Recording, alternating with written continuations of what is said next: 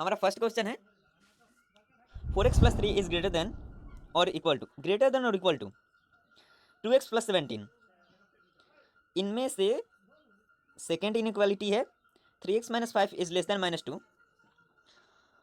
यहाँ पर हमें एक सिस्टम ऑफ इक्वेशंस दिया हुआ है और हमें x के लिए इन्हें सॉल्व करना है।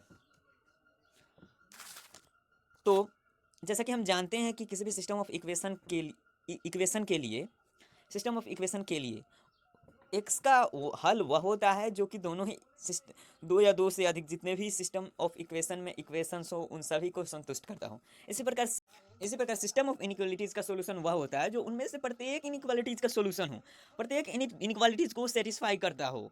तो हमें एक्स के उस मान को ज्ञात करना है जो कि इनमें से दोनों ही इनइक्वालिटीज़ के लिए सही हो, दोनों ही स्टेटमेंट को सही साबित करता हो। ठीक है, ये तो हमारा रह गया थ्योरेटिकली बैकग्राउंड जो कि हमें समझना है, हम समझ चुके हैं। हम अब इसका सोल्यूशन देखते हैं। 4x+3 इज ग्रेटर देन और इक्वल टू 2x+17। ठीक है, अब आगे एडिशन के लिए और सब्ट्रैक्शन के लिए हमारा रूल इन इक्वेशन की तरह ही होता है।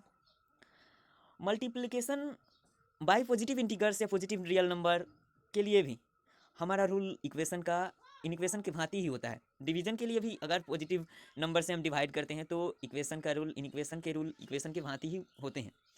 बस यहाँ अंतर होता है, हमें जब हम किसी निगेटिव इंटीगर से मल्टीप्लाई करते हैं या निगेटिव नंबर से मल्टीप्लाई करते हैं या फिर डिवाइड करते हैं तो उस केस में हमें यहाँ पर ध्यान देने की आवश्यकता होती है कि हमें इसके साइन को फ्लिप कर देना होता है।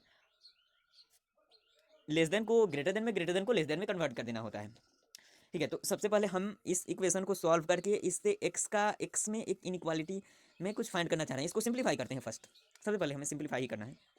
तो यहाँ पर 2x इधर है, इधर 3 है। दोनों तरफ से अगर हम इधर 2x और 3 दोनों ही ओर से घटा दें तो हमें क्या प्राप्त होगा? LHS और RHS दोनों ओर से हम 2x प्लस 3 घटा दें तो हमें क्या प्राप्त होगा? हमें प्राप्त होगा 4x - 2x is greater than और इक्वल टू 17 - 3, जो कि 2x इज ग्रेटर देन और इक्वल टू 14 के सिमिलर है। दोनों स्टेटमेंट एक दूसरे को सही बताते हैं, जिससे कि हम अब इसके बाद देखिए हम दोनों ओर एक पॉजिटिव इंटीगर से भाग दे रहे हैं। सो हमारा इन इक्वेशन के साइन में कोई परिवर्तन नहीं होगा और हमें प्राप्त हो गया x is greater than equal to 7। मतलब कि हमारे फर्स्ट इनइक्वालिटी से 4x+3 is greater than equal to 2x+17 से प्राप्त होता है कि हमारे जो x का मान है वह 7 या 7 से बड़ा है। कोई भी रियल नंबर हो सकता है, 7 या 7 से बड़ा, इतना हमें पता चला हमारे फर्स्ट इनइक्वालिटी से। अब हमारा सेकंड इनइक्वालिटी है 3x - 5 इज लेस देन -2। यहाँ पर स्ट्रिक्टली है, यहाँ पर हमें स्ट्रिक्टली बताया जा रहा है कि 3x - 5 इज लेस देन -2। अब आप ध्यान दें तो यहाँ पर हम इसको 3x - 5 minus minus is less then -2 में दोनों तरफ अगर 5 जोड़ दें तो हमें क्या प्राप्त होगा? हमें प्राप्त होगा 3x इज लेस देन 5 - 2 या 3x इज लेस देन 3, मतलब कि x इज लेस देन 1।